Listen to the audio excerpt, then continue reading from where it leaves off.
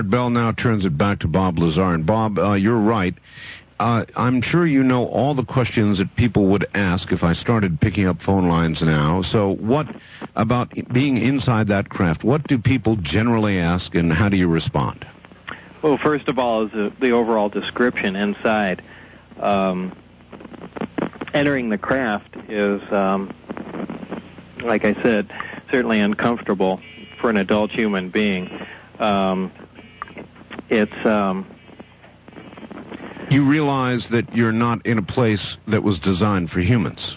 Exactly. And it certainly is different from anything that you're familiar with. And what I mean to say about that is everything is basically one color. Normally, any area you're surrounded in is always different textures, different colors, so on and so forth. The inside of the craft is essentially all a dull pewter aluminum color, very metallic looking. Mm. There are no sharp right angles anywhere, and the description I've given before is basically the craft looks like it was just injection molded, essentially like the model was. There are no seams anywhere. Everything inside the craft looks like it was fashioned out of wax, heated for a short time, and then cooled to where everything basically melted into what was next to it, what it was sitting on. That's about the best description I can give as to how the inside looked. Seamless and very unusual. Again, no right angles anywhere. The structure of the craft, the skin from the outside was smooth. Inside, this is very difficult to describe, but if you can picture yourself inside a disc of a flying saucer shape, and you're inside looking at the walls surrounding you, mm-hmm. There was an additional structure, kind of a secondary wall. There was kind of repetitive archways that looks like it was either for structural integrity or, as we later found out, something to do with the waveguide and the gravity amplifiers themselves. But if you have the box there you're looking at, you notice what I'm saying is kind of difficult. There's a little booklet that came in there that has a nice cutaway view of the craft, but it's very difficult to describe without drawing a picture or seeing something visual. Well, the lucky people on the internet can see what I'm holding up. The others are going to have to make do with your word pictures, or go out and get a copy of the tester model. Or how else might people see? Is there something on your, well, again, it would be your website, so it's just people with computers. So we've got to formulate word pictures for people without. Yeah, I'm not really good at that, but that's basically what there are 3 levels to the craft. When you enter into the main level, and that's basically what you see. As far as what's on the main level, well, first of all, the dimension of the craft is about 52 feet in diameter, about 16 feet high. That's just the overall measurement.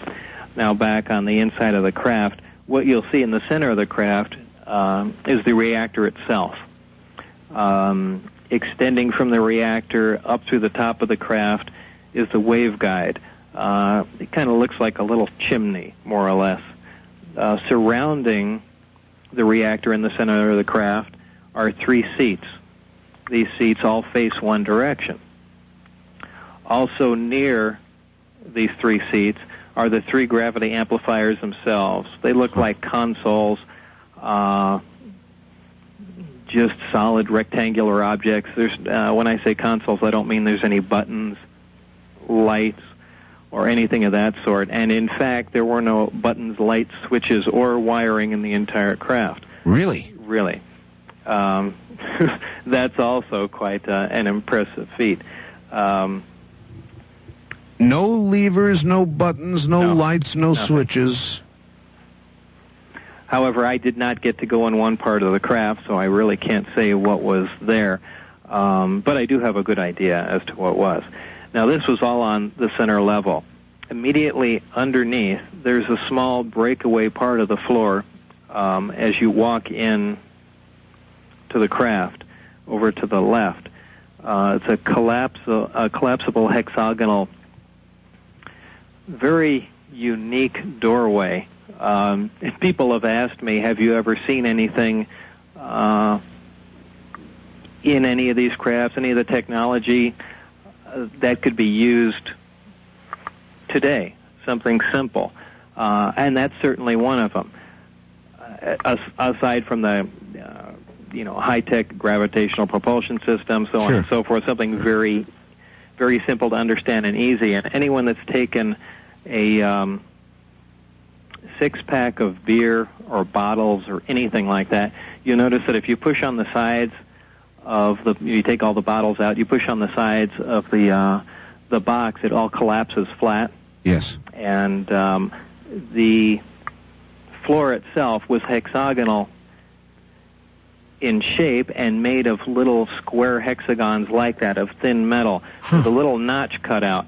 So basically, to operate it, you just stuck your hand in the notch and pushed, and the entire thing collapsed flat and left a hole open. However, when it's, I'm getting tangled with my words here because there's so many other things going through my mind. When it's extended and the opening is closed off, it's a very strong structure because you're standing on the top of hexagons. The metal is relatively thick, even though you kind of have an idea of what I'm trying to present here. I absolutely do. Of course, I understand how it derives the strength. Yes. So yes, it's very easy to collapse one way, but that's one simple thing I thought would find uses somewhere, somehow, something that could be made right now. In fact, I've fashioned one out of thin metal. I have absolutely no use for it, but it's just one of those strange things. I've never seen anything like it, and it's certainly something that could be, I don't know, used in some sort of architecture somewhere. Now, the craft you were in had all of its, the generator, the amplifier. Right, this was all on the first level. Everything was intact. Absolutely. All right. Well, let me take that back. One of the amplifiers was removed. All right. On this craft. When you do collapse this little porthole, you can fit your body through, at least the upper part of it, and look underneath. This is the lower level of the craft. This is where the emitters, what I sometimes call the gravity amplifiers, hang down. These are three of the cylindrical-shaped black objects, 2 foot in diameter, 4 feet long, that actually emit gravitational waves from them. Like a microwave horn. Right. They are positioned directly underneath the larger rectangular gravity amplifiers on the first level and are, in fact, connected to them. The actual physical connection between the emitters and the subflooring above it, again, is something very interesting. It's a short piece of pipe, I'd say, maybe 12 inches longer, maybe 12 inches long, maybe a little longer than that. But this mounting flexes in any direction, but it's a solid piece of pipe. It's something very, very unusual, and we see the same thing being used on the waveguide to the reactor. From what we could see, by applying an electric charge to different parts of this structure, it would bend quite easily. Really? Yeah, it's again something very difficult to describe without drawing it exactly how this operated. But it was not made of in a telescopic form where you'd see something like a car antenna where it would collapse down on Each section would collapse down onto one another. It was a solid piece, if you can imagine just a solid piece of pipe, and applying an electric charge to it and having the pipe bend but remain rigid after it had done so. Anyway, this compromised composed the focusing system for these three amplifiers.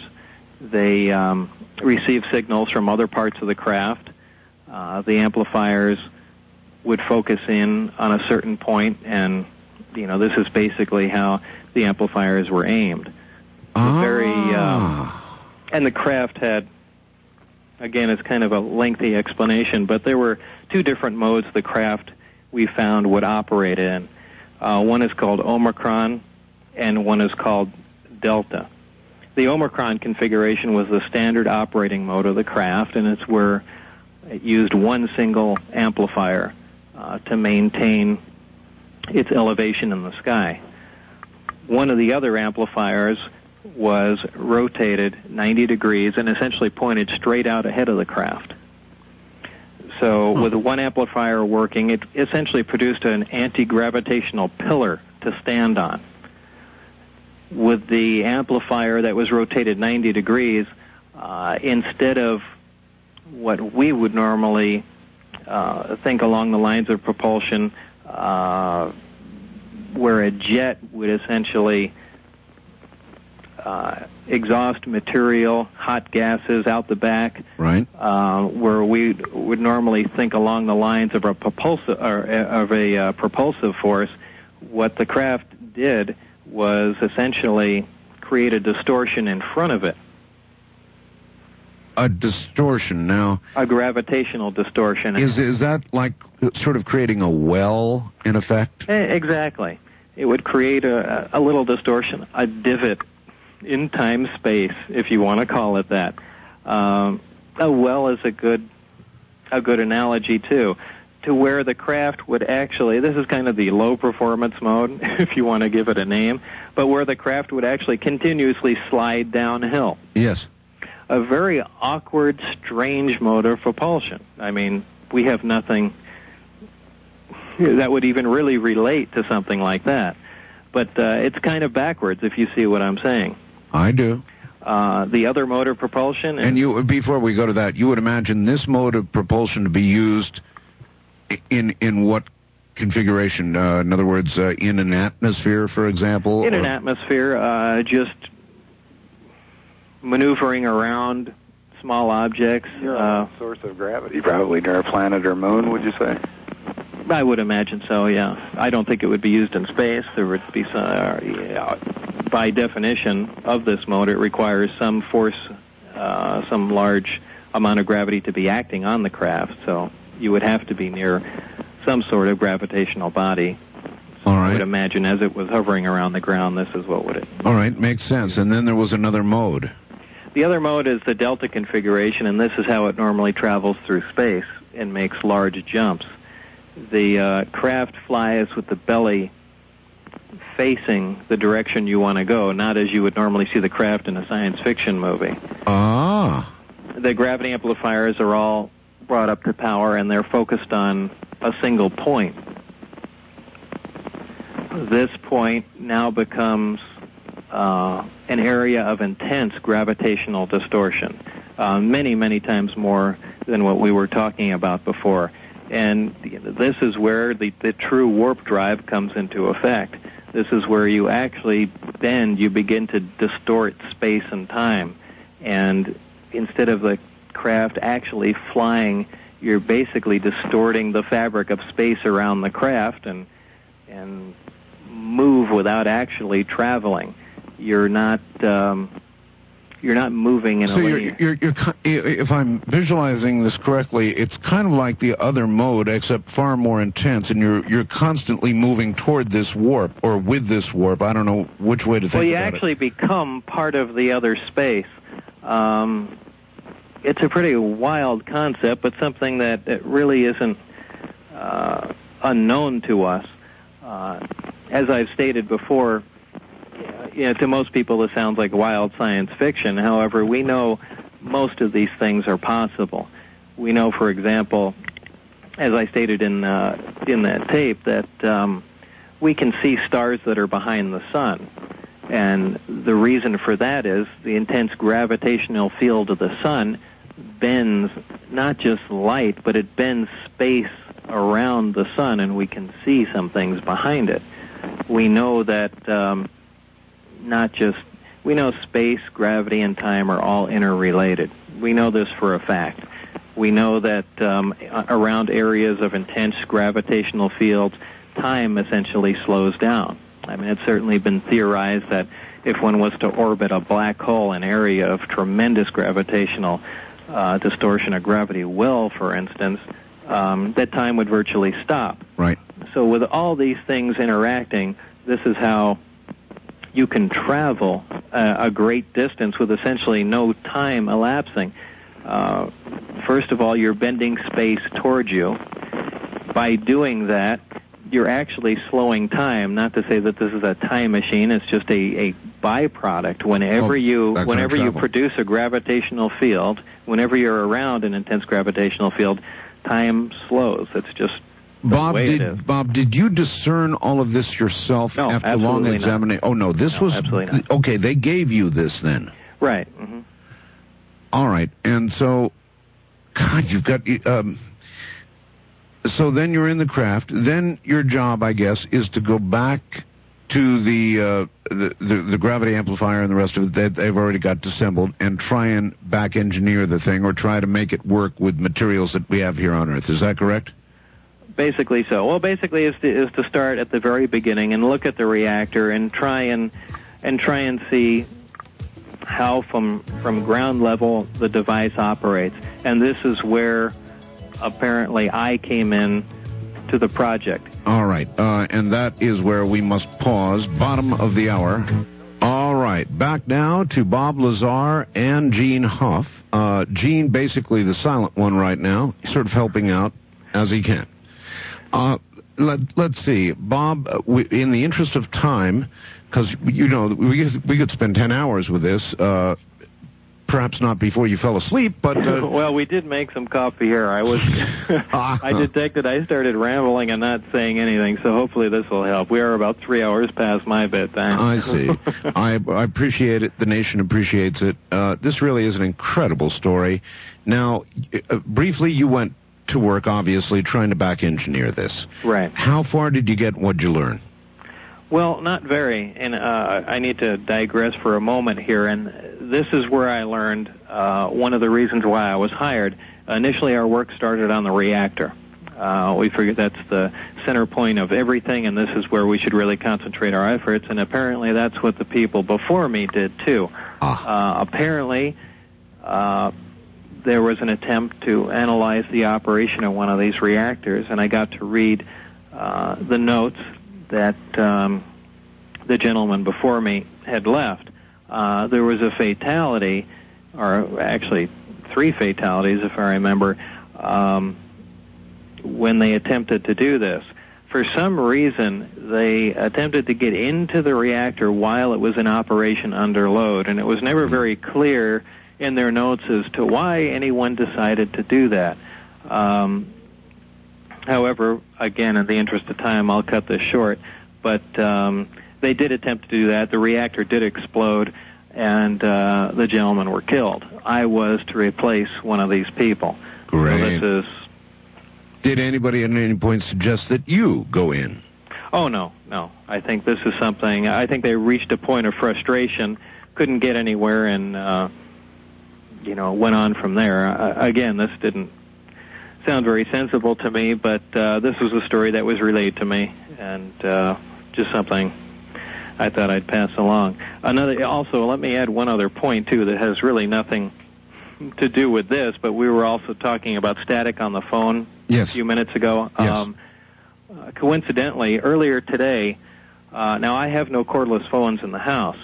I was on the phone with Jean, and my neighbor comes to the door and tells me that she can hear my conversation on the phone on her cordless phone.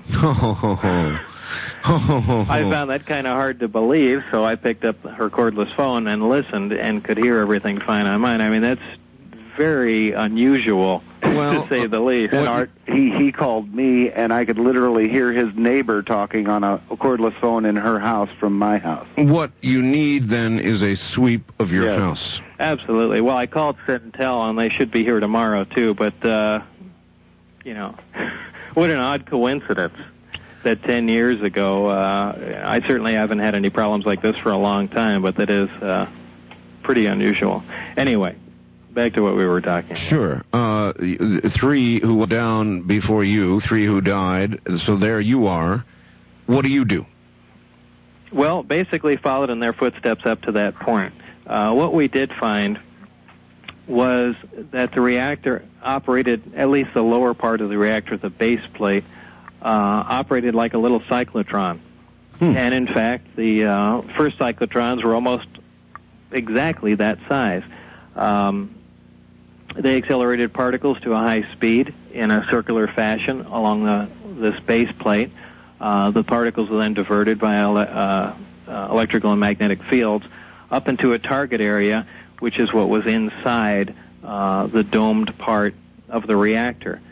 These, and this is now where we get into some exotic material. One of the elements we identified in the reactor, essentially the fuel, or it at least seemed to be, was an awful lot of static here. Yeah, there is a lot of static. It's coming from the phone that Gene is on. Yeah. Gene, maybe what you ought to do is hang that phone up and then pick it up when you have a comment. All right.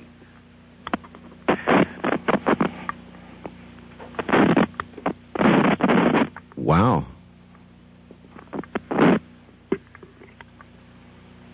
All right. There we go. Oh, there we go. Okay. Now we're in business. Right. All right. Go right ahead. We then found, well, again, we had identified an element, a super heavy element, one that doesn't naturally occur on Earth, and certainly one that we haven't synthesized. This element was identified as 115.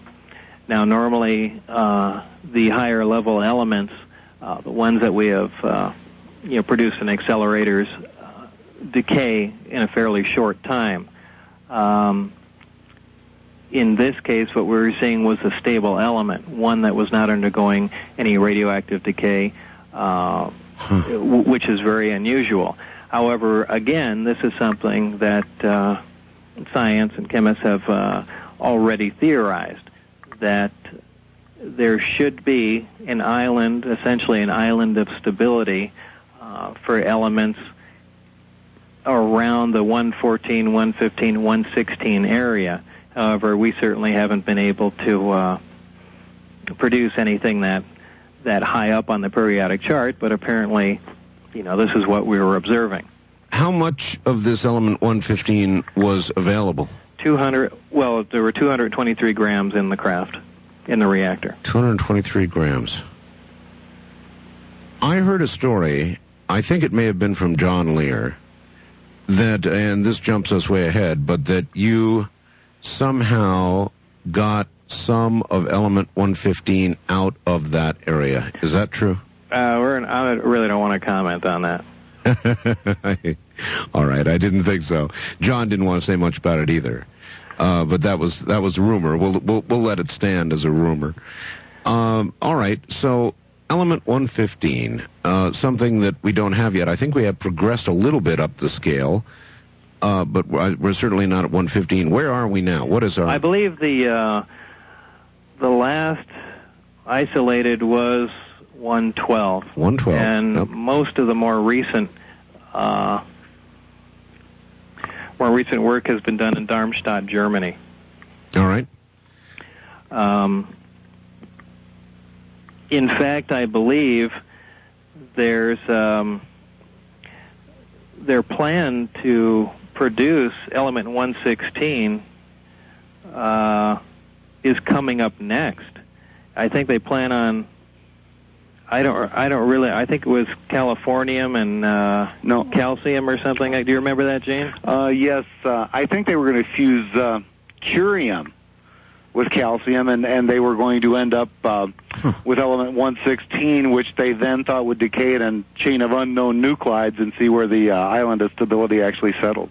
But they are very close to attempting to pierce that island of stability and seeing what's going to happen. However, producing one or two atoms of it really isn't going to let them determine how the substance is going to react. But at least they're there. They're almost to the point now where they can begin to look at some of these exotic substances. Right. There are a lot of people waiting to see if they can perform any experiments or find this gravity A that Bob alludes to.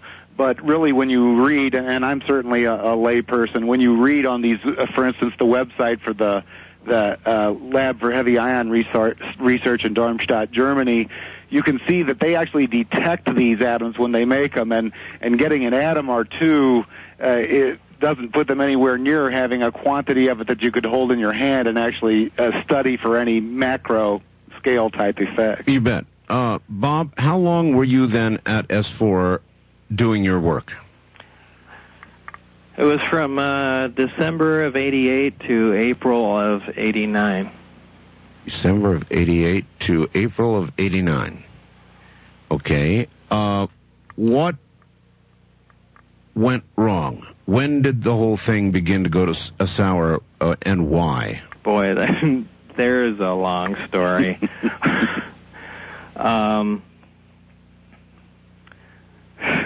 Okay, the Reader's Digest, this story. Reader's Digest version. Yeah, a Reader's Digest version of this, which is typically longer than the entire story itself. Do you want me to tell it? If you got a shorter version than I do, well, go ahead. All right, how about this? At what stage of work were you when it began to go bad? Well, very early.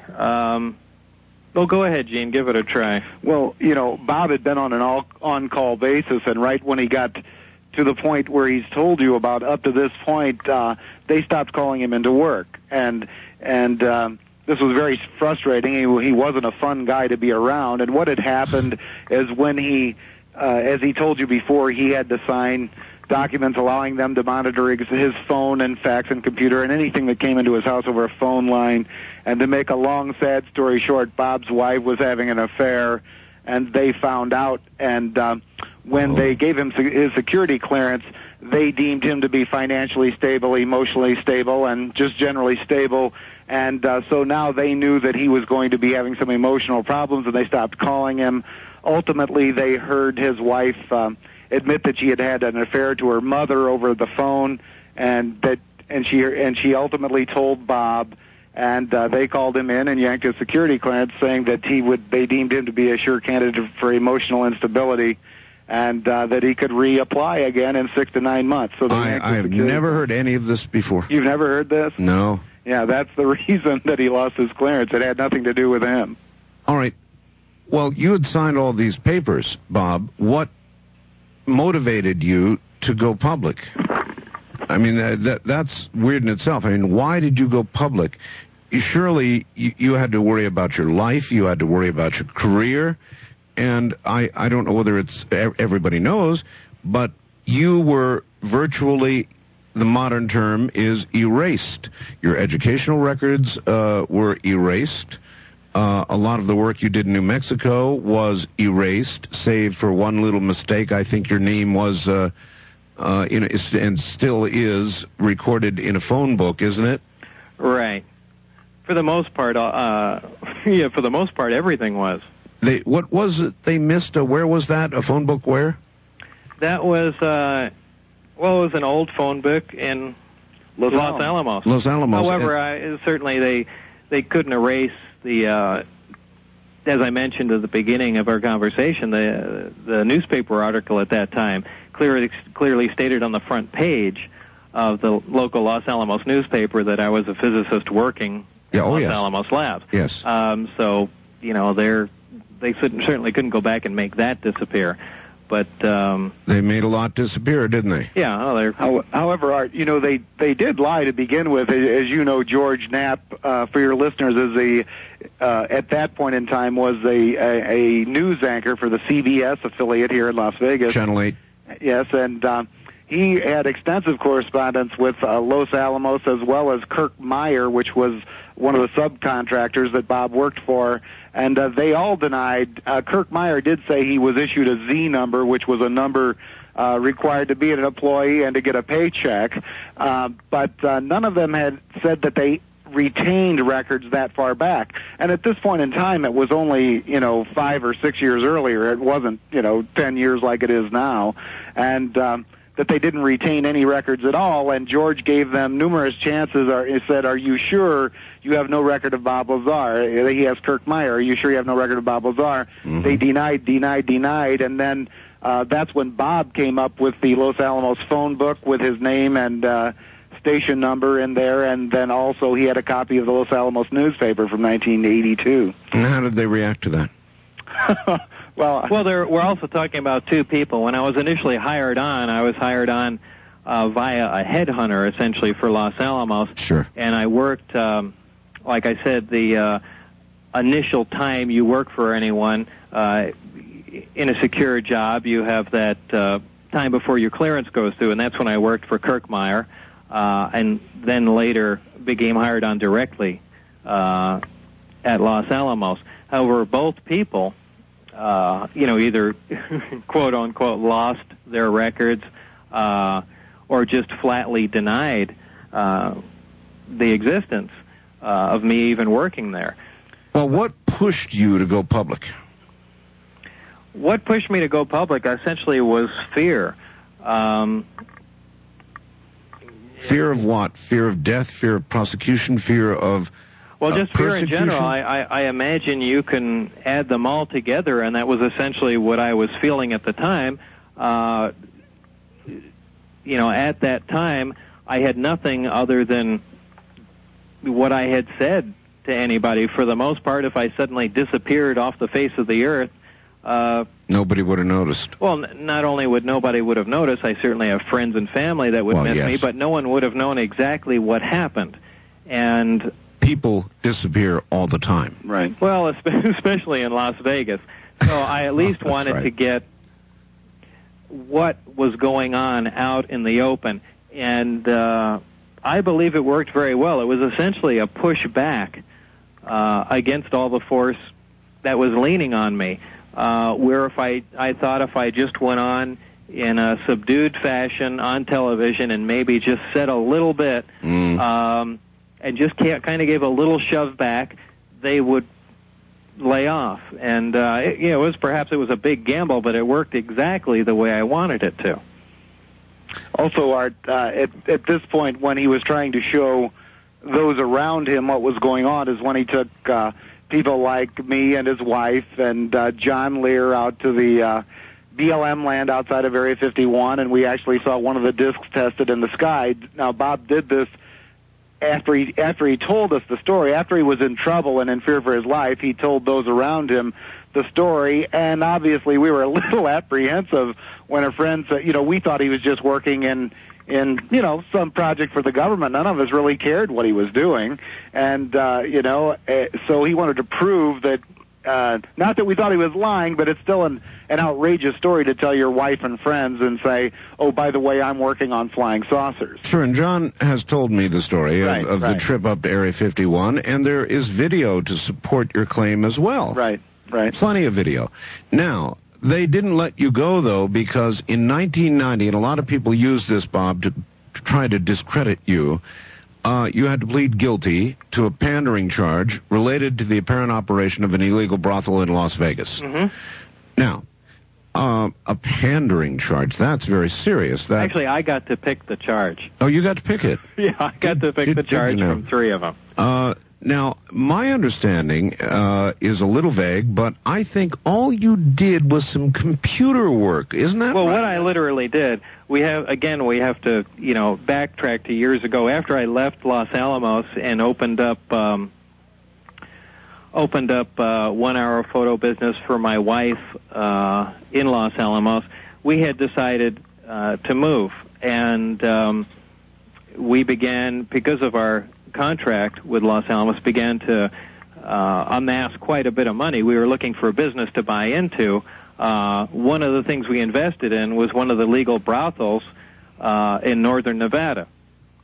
A very in weird... northern Nevada? No kidding. Right. Well, this was years ago. Yeah, people need to know, here in my county of Nye, we have legal brothels, and near Reno, they have legal brothels as well. Right, so... which is up where this was. Okay. And it was just another business, just an investment opportunity. We had made money off of it and later got rid of it. However, an amazing coincidence, after I left the lab and we decided to move to Nevada, which is essentially what brought me to Las Vegas here. I had businesses in Southern California, in Northern Nevada, and in New Mexico, and I needed a central hub, and that's the only reason I moved out to Las Vegas. Sure. So essentially you knew the brothel business at that point. Well, yeah, to some extent. And even though we were out of it, after I had left S4 and began to look for some other source of income, I ran into one of the old managers of the place up north. Right. And she said she had a place running down here that wasn't running illegally, but she'd wondered if I could install a computer system like we had up there to make her business run smoother. And I said, there's no problem. It'll take me a while to write the program, and I can set the computers up for you, and so on and so forth. They also wanted a security camera outside to make sure a guy wasn't coming to the door with a gun or a knife. So sure. I essentially installed all that stuff and left, and that was that was the end of it. However, only it wasn't the end of it. No, it wasn't the end of it, and certainly it was pretty.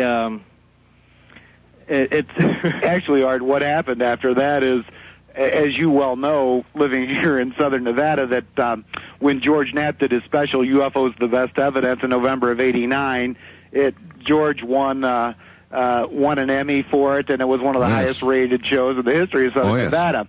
So when it came for Sweeps Week the next spring, George said it would be a great idea to have Bob Lazar on. So Bob had a giant following, and say, what has Bob Lazar been up to? So Bob goes on television, not knowing that installing all of this equipment for a brothel was illegal, and on television, George says, what have you been up to, Bob? And Bob says, I installed some security systems and computers and things for a local brothel. And then needless to say, the police were listening that day, too.